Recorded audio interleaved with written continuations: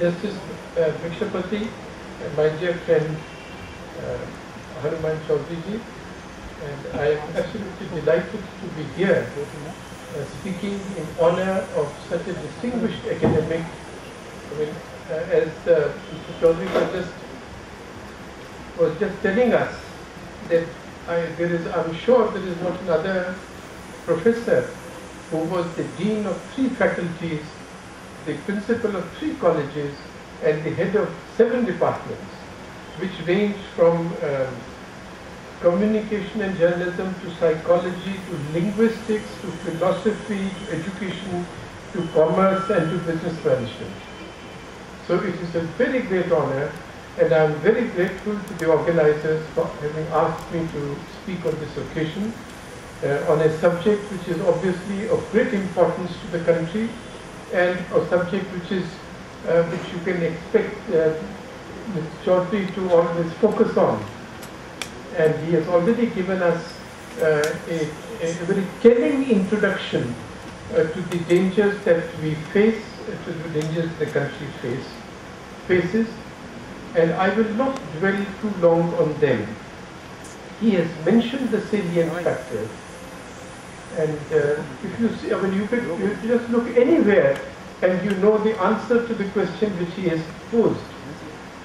In Jammu and Kashmir, as he was saying, you see, at a time when, actually speaking, there has been a great fall in the extent of violence in Kashmir, and a great fall in the number of fatalities because of terrorism. This was a golden opportunity for us to focus on improving administration. But what have we done? As he reminded us, at this time, when everything was settled almost in our favor, we sent these 3 fellows whom nobody knew as so-called interlocutors. We don't know. As Mr. Jagmohan has always said, that the problem of Kashmir is not in Srinagar. He has said it is not even in Islamabad. The problem is in Delhi. The same thing can be said today about Assam. At least for 25 years, persons like me, like Hanuman Chaudhary, like the Assam students, have been saying the same thing. These have been documented by the Census Commissioner, this infiltration. Some of us have compared the population in the neighboring districts in Bangladesh and the districts in Assam and shown how the Assam population has grown by so much more than the Bangladesh population. General Sinha has written about it when he was a governor. The National Security Advisory Board has focused on it. The Supreme Court in the Sonowal case has said that this is now an imminent and grave threat to the security and integrity of India. So what do you need? But the same thing, the problem of Assam is not in Guwahati, it is not in Dhaka, it is again in Delhi.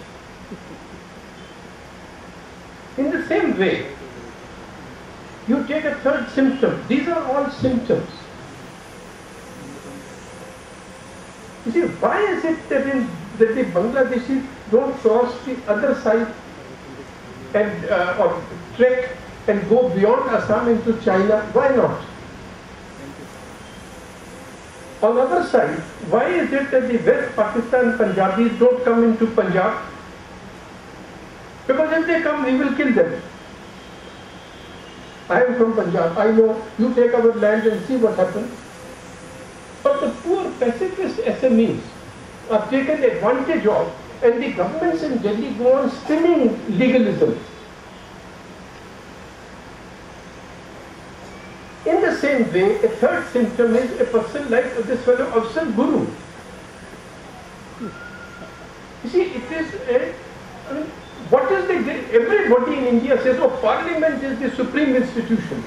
Here is a man who has been convicted, whose sentence to death has been confirmed by the Supreme Court, but the state of India's hands tremble so much that they cannot carry out the orders of the Supreme Court, whether it is on Assam or whether it is on Afzal Gul. And the perverse thing is society. It is a society which has now lost the capacity to draw a line. Chaudhary Sahib was reminding us, co-religionists. There is a line about somebody being from India or not being from India. On Afzal Guru, arcane debates are going on whether death penalty should be there at all in a liberal society. He has attacked the parliament. But we cannot draw the line between death penalty to an ordinary criminal and death penalty to a terrorist. So all these are symptoms of the same thing. In J&K, as I mentioned to you, that when the situation becomes favorable, we create the problem again. In Assam, we neglect the problem which everybody is shouting and screaming about. And then we go on issuing appeals for peace. In Afzal Guru's case, this incapacity to draw a line, incapacity to carry out orders of the highest organs of the state. In Jammu, after all Kashmir is Jammu and Kashmir, there is not a single leader, not one leader who has been to the Hindu refugees in Jammu. They are refugees in our own country. But there is not one person, not one leader who has gone, not one Chidambaram and so on, home minister gone to them. Why? And the same thing will happen in Assam. And the consequence of that is going to be random violence. Why? Because when the state neglects its primary duty, then society takes the law into its own hands. And that is the prospect that we face. So I will just mention a few of the symptoms. Then I will mention to you what I think are the basic premises of governance, of holding the country together, which we have lost, which we have discarded, and which must be resurrected. And then I will list a few things which need to be done. Some of them are small things, some of them are major things.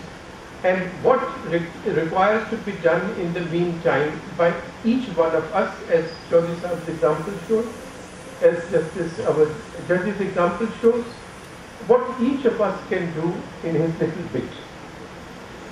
So the situation today is that the government has lost control of the situation. And the Prime Minister has lost control of the government. Actually, we cannot find him. वो रोते ही नजर आते हैं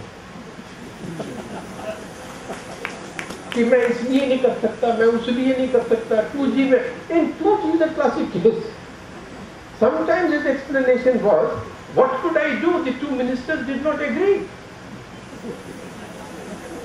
And then when the correspondence showed that those Chidambaram and Raja had agreed on every point, he said in Parliament, what could I do? The two ministers had agreed. So there is a limerick about the Prime Minister. It is the old limerick which applies to him. That the one who was not there yesterday, the one who wasn't there yesterday, was again not there today. How I wish to God he'd go away.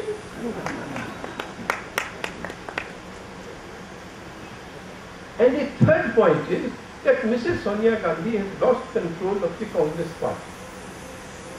Andhra is a good example, Maharashtra is a good example, Kerala is a good example. What Gogoi is saying today about the central government is a good example.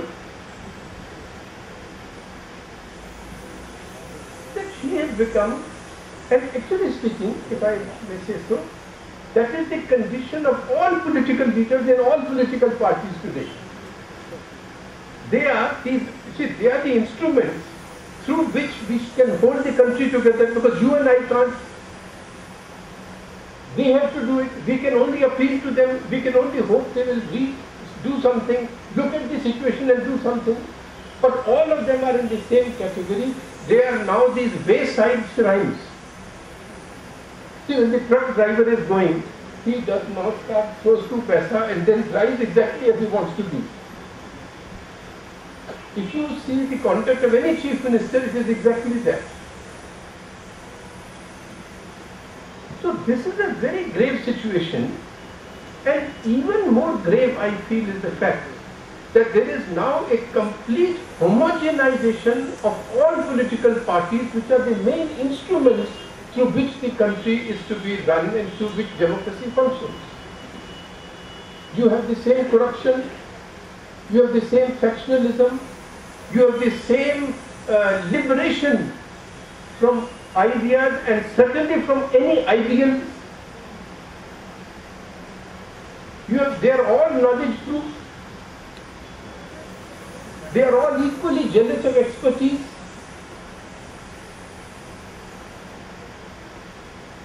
And a certain timidity and fright has entered their heart of every single political party. They do not speak the truth. They do not speak the whole truth on any issue whatsoever. And they are as ignorant as each other about what the people are feeling. मतलब कितनी political parties की meetings होती हैं? नहीं sir, we should oppose petrol price hike. Why? And sir, it will send a good signal. We should block parliament on price rise. Why? It will send a good signal. They don't know whether the people are receiving the signal or not, in spite of this telephone in every hand. And what is that? The people are not coming out on the streets for them. But they think, sitting in their rooms and meetings, that no, if only we block the parliament like this, then a good signal will go to our core constituency. This is the phrase I got sick of hearing again and again in parliament. But they will not speak the whole truth on reservations. What they will tell you in private is completely different from the stand they will take in public in all political parties.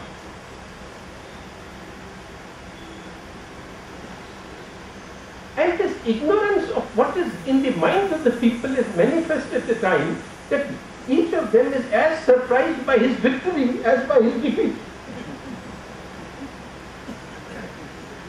So therefore, in effect, there is in India today a one-party rule.